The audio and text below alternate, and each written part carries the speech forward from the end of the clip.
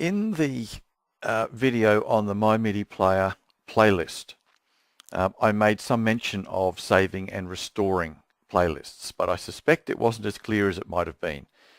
So in this video, we're going to have a closer look at saving and restoring playlists and the options that exist.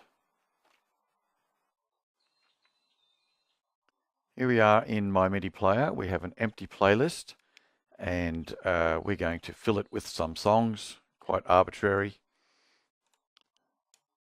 In fact, no, so we'll make it predictable. I'm going to just choose all of our W songs. Okay, so I've got this huge playlist, all songs that start with W in the title of the song. Supposing we have painstakingly gone through and selected this massive playlist for a special occasion. Close. Of course, we set it up during the week. We're going to use it on the weekend, whatever the situation is. When I reopen MyMIDI player, it will always bring back the playlist that it had when it was closed. That is by design, whether it's closed accidentally or on purpose. However, can I say, every so often things go wrong in computers. You may have noticed this. And if you're putting together a complex playlist, especially if you're messing with settings, tempo, key, instrumentation, I strongly suggest that as soon as you reach a point where you say, wow, got something done, just hit the save button. As it says, the playlist is now saved to the default playlist and the song settings are saved. That is exactly the same effect as closing the program and reopening it. So it's just like a check mark along the way that says, okay, that is saved. If anything goes wrong, I get it back.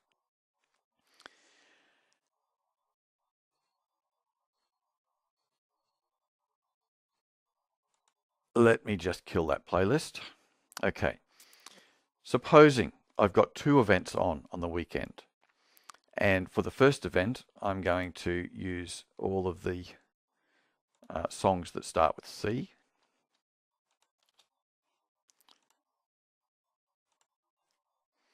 So now they're in the playlist.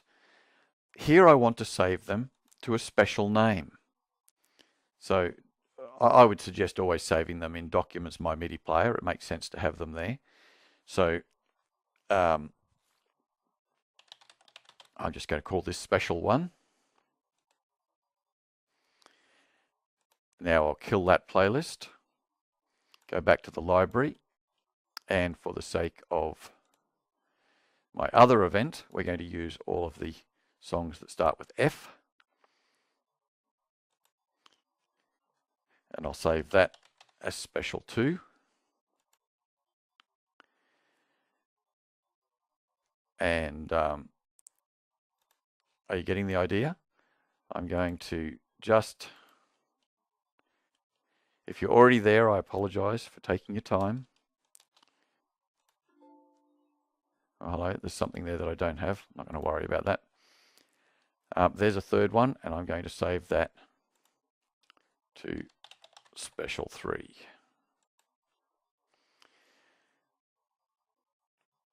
Okay, so clear that, go out of the program,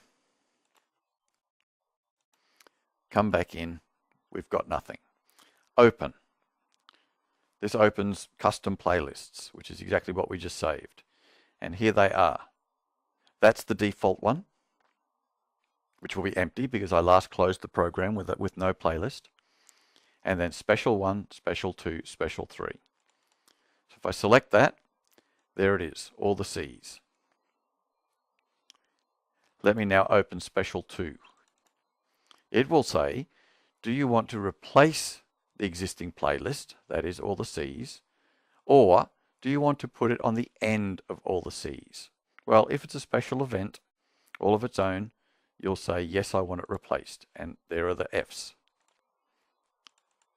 And there are the H's. But had I said to append it, it would go on the end.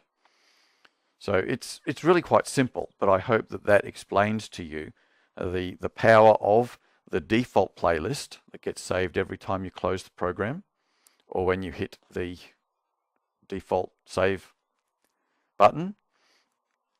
Control S does that as well, by the way.